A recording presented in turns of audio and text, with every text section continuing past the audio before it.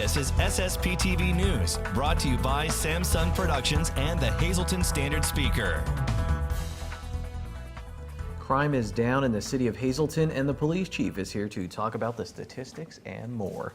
Good evening, and thank you for joining us at SSPTV News. I'm Ken Carr. Remember, on Service Electra Cablevision, you can watch us in HD on channel 513 and check us out anywhere, anytime with the Samsung Productions app. And now here's Thursday's headlines from SSPTV and the Hazleton Standard Speaker. Major crime is down in the city of Hazleton, that according to Mayor Jeff Cassat during his State of the City address today as part of the Greater Hazleton Chamber of Commerce's Red Carpet Series. He also announced that the state will build a $15 million facility on city-owned land near the airport to house the city's buses. You can read more about the mayor's address at standardspeaker.com. Meanwhile, Lisa Sugart sat down with Hazleton's police chief to discuss the new crime numbers for the city. I'm pleased to be joined by Hazleton Police Chief Jerry Speziale, here to tell us some good news in the statistics of crime in the city of Hazleton. It has dropped substantially. Yes, it has. In 15, we were able to see a 26% reduction in crime. And then from in 15 to 16, we saw that. And then in 16 to 17, I wasn't anticipating a large drop because you had such a large drop in the previous years. So usually you're looking to get a couple percent.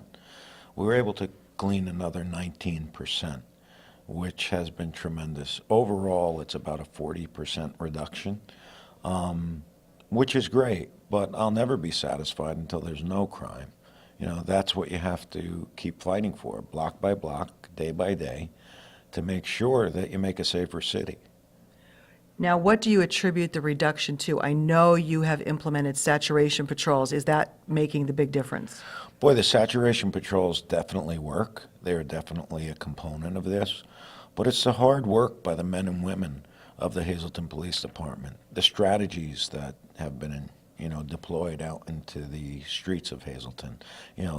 Those are the things that I attribute it to, the men and women working hard to make sure that they are combating crime, in addition to preventing crime before it occurs, because that's a big thing. We were talking earlier, and you said it's important for people to feel safe in their neighborhood. So talk about that. I can talk about numbers all day long, but unless you feel safe in your home, in your neighborhood, the perception may be that it's dangerous. The reality is that if you come into the city of Hazleton, you are not going to be the victim of a crime. It's more likely than not that you will not be a victim of crime here in Hazleton. So that's a good thing. But how do you get that message to the public to say, you're safe, we're here, we're protecting you? And it's all a perception. So we don't want to have misperceptions. We want to make sure that people feel safe in their homes and their neighborhoods. And anybody that wants to come here and shop recognizes that this city is a safe city, and we are making it safer. What's the feedback that you get? Are people saying they feel safe, or are they saying they don't feel safe? The majority of the people feel safe. But again, you have one incident, and it shocks the conscience of the community because, whether that headline says shooting or whether that headline says, robbery, although they're down tremendously, what happens is that one headline puts the perception into the mind of the public, and then all of a sudden they think that it is not safe. However, it is, and I want the people to know that the men and women are dedicated to the welfare of the citizens and making a safer city. We'll hear more from the chief tomorrow and more from Lisa in a moment. And the chief will appear on the Sam Lassand Show. That also starts tomorrow. The times are up on your screen. In other news, one person was stabbed and another grazed by a bullet in an incident yesterday in Hazleton. A 911 call led officers to an area near the Pine Street Playground. Witnesses told police that the suspects took off. Police pursued them to a location on East Green Street. The two victims were non-fatal, non-life-threatening injuries. However, we were able to get the two actors and three others that were in the home with them, executed a search warrant. There's over 20 charges, including attempted escape. They were both juveniles, 16 and 17. They're in our cells where we have a camera in there, and they're trying to pick the lock to break out and run. The chief praised the officers for their quick response. The sign went up today for Bogart Sports Bar and Smorgasbord in the strip mall in front of the Laurel Mall. Mall property manager Rocco Aruzzo says that the owners hope to be open in time for Valentine's Day. In addition to the bar and restaurant, they will have a deli and sell six-packs in the space once occupied by Sweet Frog. SSPTV was proud to take part in a special event last night. Lisa Sugart has the recap. It has been a terrific night here at the Brass Buckle in Cunningham. It is the kickoff party for the Greater Hazleton unit of the American Cancer Society Relay for Life. And guess what? I have two of the ladies who are very important in this organization here with me today, Michelle Connors and Kelly Kostaneski. Kelly, you were kind enough to invite myself and Kenny Cara, who was under the weather, but John Eric Polai, who's behind the camera right now, was behind the bar as a celebrity bartender. We had fun. Thank you so much. This is a great event. Thank you. We really appreciate it. Like I said, we also had Mayor Tom Connors of Weatherly and Mayor Allison Urechko of Cunningham. We appreciate everybody's support. Thank you to Jerry and everybody at the Brass Buckle for all of their support and everybody that came out and braved the elements. We really appreciate it. It's February, but we're already thinking about Relay for Life, and that won't be coming up. It won't be too far in the future, right, Michelle? Nope, not too far. June 2nd this year from 10 a.m. to 11 p.m. Lots of planning to do yet. We're still welcoming new people, new teams, anyone who wants to volunteer day of. We have lots of jobs to do. Always enjoying having new people, new faces join us for Relay. It's going to be fun. We have our DJ, Richie Green, who's here tonight with us. So we're looking for a real good time. This is the biggest fundraiser for Relay for Life, correct? It is. It's a signature event for the American Cancer Society. This will be our 24th year in the Hazleton area. Wow. So we're hoping, it has gone down the past few years. We're hoping to bring it back up now. So if anyone wants to come and help us out, they don't have to be on a team. We can use, like I said, day of help. Planning stuff, you don't even have to be at Relay, but pre-planning we can always use. Our meetings are the third Wednesday of every month at 5:30 at the Hazel Township Commons buildings. We have a Facebook page, we have a website. They can reach me or anybody through those social media sites. All righty. And Kelly, lastly, this is a fun thing that people do. We had fun tonight, you have fun at Relay, but all for a really serious cause, and you guys are raising a lot of money. We're hopeful, yeah. The big push for the American Cancer Society now is research dollars, because they're finding that the more money they can put towards research, the more treatment options and cures that they are finding for cancer. So that's their big push. And we always say from the very beginning, we've always said that every dollar counts. So we tell people never feel like if you could only give $1, never feel like it's too little. Every dollar counts and makes a difference. All righty. If you need more information, you want to call somebody, you can call the American Cancer Society. That famous number is 570-459-1212. Go to the Facebook page, talk to these ladies, get involved with Relay for Life. You'll be glad you did. Thanks, Lisa. And as Lisa just pointed out, I've been sick for a few days, and I say forget chicken noodle soup. Frankie's cold pizza will cure me, and if it doesn't, at least it's awesome. Each Thursday, you can enter to win a box of 12 slices of Frankie's cold pizza with their signature sauce and cheese blend baked fresh with no preservatives. Call 570-459-9813, extension 104. We need your name and number, full name and phone number. The winner will be drawn at random, and remember, you can only win once every 30 days on SSPTV. Coming up, an important step for the Church Street Historic District in Hazleton. Charles McAway is here to discuss that. And in sports, we talk with the team who tops Division I of the Schuylkill League in girls basketball, the North Schuylkill Lady Spartans. This is SSPTV News, your place for 24 hours of your hometown news and information. This is SSPTV News, brought to you by Samsung Productions and the Hazleton Standard Speaker. Charles McAwee is back in our studios each week bringing us our history segment. Today you have an update, some very good news on a special project that will be preserving the history of a section of the city of Hazleton. Right, so this is the culmination of a few years, really, that we're finally launching the Church Street Historic District project. So that will be focused on the Church Street neighborhood. So when you think about that, about 50 square blocks of architecturally unique properties, from churches to houses, various residential properties bounded by Diamond Avenue, really goes to Green Street from Wyoming Street, and then Vine, really centered on Church Street and Laurel Street. So the first component, we were able to raise the money, and thanks to our partners in this project, which include the City of Hazleton, the Downtown Hazleton Alliance for Progress, and the Can Do Community Foundation, we will be able to commence the first phase, which focuses on the preservation component. So beginning next week, Preservation Pennsylvania, which is a statewide organization that advocates for communities to develop preservation plans, will be going from property to property to conduct a survey of the neighborhood and develop a strategic plan to really stabilize that neighborhood and devise a game plan for preserving it and also helping the city create a local historic district. What is the overall goal of this project? You want to maintain the buildings the way they are so they retain their historic look, so that they're not modernized or updated to take away from the integrity of that area? That would be the ultimate goal, but we have to have realistic expectations about what we're dealing with. There are certainly challenges in the neighborhood. For every house that is preserved, residents who are investing in their homes, preserving historic properties, there are too many that are either falling into disrepair or are blighted properties. So really, we're trying to devise a realistic strategy. So 4 years ago, DHAP came up with a strategic plan for downtown. And that served as basically the roadmap for that organization. And we've seen the transformation that has occurred since DHAP commenced in 2013, 2014. For this, we're kind of following a similar path, developing a strategic plan for the district. So the first phase is preservation. And then the second phase, once the money is raised, would focus on the revitalization component, developing an anti-blight strategy to really stabilize the neighborhood.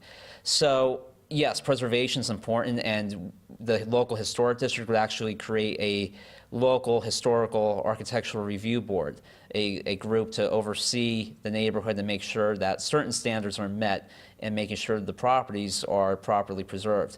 All right, well, good stuff happening in our area. I know you'll be back with more history segments to talk about the history, but please keep us up to date on this project because it's very interesting. Yes, we'll continue to update because it's going to be an ongoing endeavor. All right, Charles McElwee, he'll be back next week. Time now for weather on SSPTV News. I want to thank my wife right now. While I was sick in bed, shoveled everything. I didn't even know it snowed outside. Apparently it was bad around here. I'm sorry about that. And look at that, the cold sticking around. Let's see what the weather's going to look like the rest of the week. Is our forecast from the National Weather Service. Tonight, partly cloudy, low of 15 degrees. And then on Friday, as we look at the extended forecast, mostly sunny, high near 34. We get above freezing. Friday night, partly cloudy, low of 26 degrees. Saturday, mostly sunny, and look at that, high of 43. Saturday night, partly cloudy, low of 29. Sunday, we're back in the 40s again with partly sunny skies. Sunday night, mostly cloudy, low of 33. On Monday, we have a 40% chance of rain, but once again, a high in the lower 40s. Monday night, rain before 1 a.m. Then we'll see some rain and snow, low around 32 degrees. How would you like a night of dinner, dancing, and the chance to win a beautiful solid gold and diamond heart pendant valued at $950? Well, you can do just that by getting a ticket to the annual Diamond Drop. It's the Felons Jewelers presents the Helping Hands Society Diamond Drop Dinner Dance, and it's happening on Saturday, January 27th at Genetti Catering on Route 309 in Hazel Township. Here to tell us all about it are our good friends from the Helping Hands Society, Mary Beth Cuck, who is the Executive Director, and Tracy Kress, who is a member of the board. Thank you both for being here. For anybody who doesn't know about the Helping Hands Society, and we know everybody does, but maybe there's that one person, give them a little hint about what this wonderful organization is all about. Okay, well, first of all, thank you, Lisa.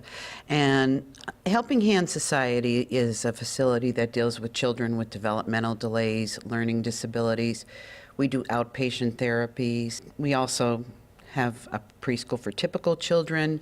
We have an after-school program for children that are having difficulties in grade school.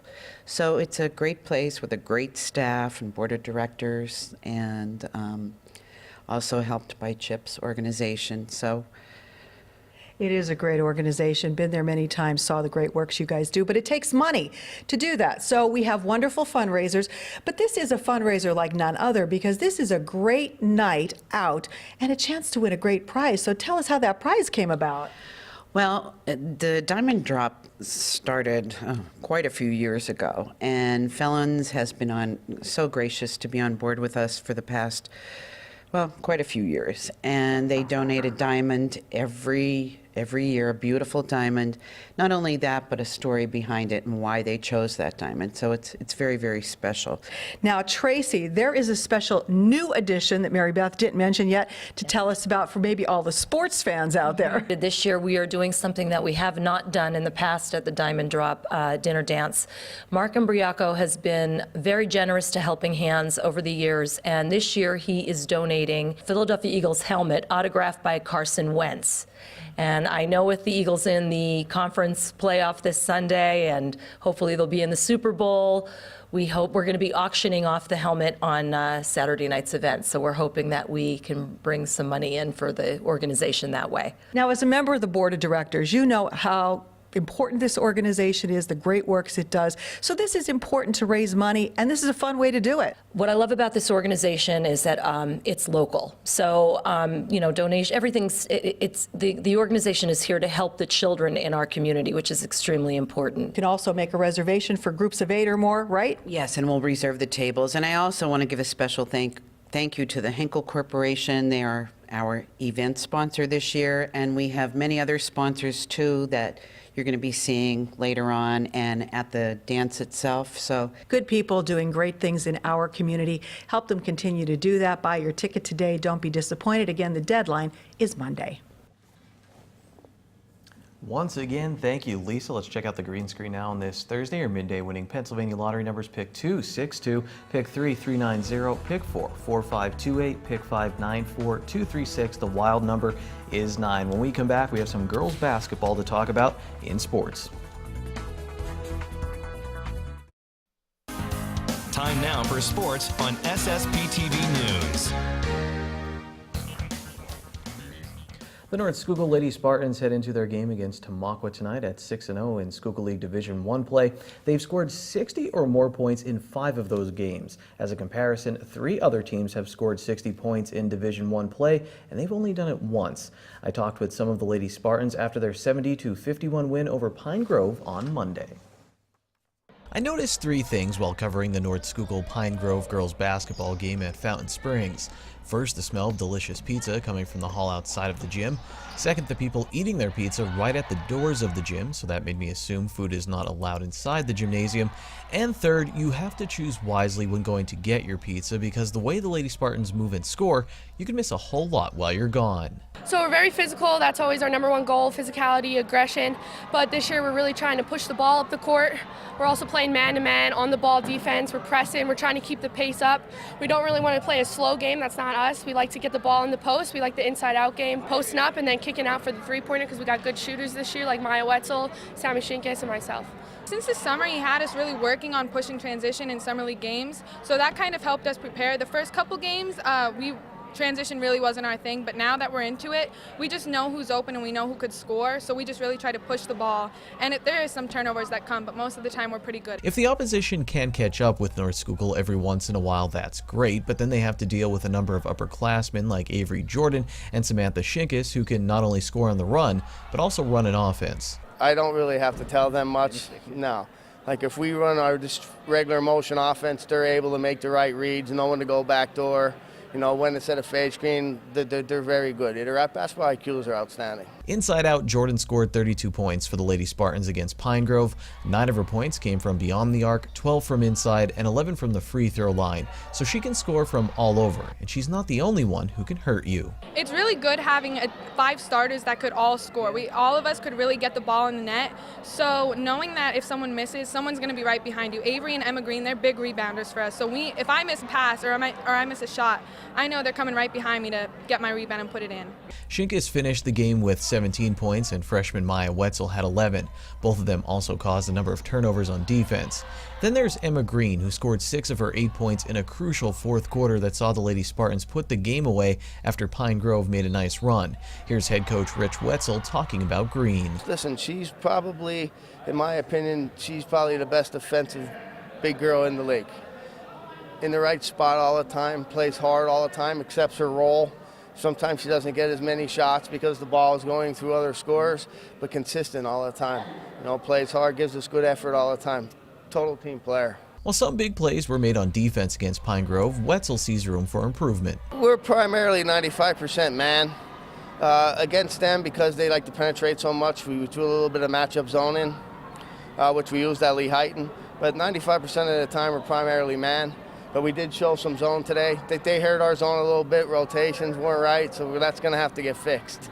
The last time North Schuylkill won a Schuylkill League championship, Jordan and Shinkus were freshmen. Jordan says looking up at that banner is a constant reminder of what they want to accomplish this season. Regardless of what happens, the seniors are leaving a legacy. And who knows, maybe in 3 years, Maya Wetzel will look up at a few banners that remind her of a magical freshman season. What's it like as you start working with them at the varsity level? It's extremely fun working with them. They're two highly skilled girls who are very fun to play with. What have you learned from some of the older girls, if anything, from someone like an Avery or Samantha or Emma?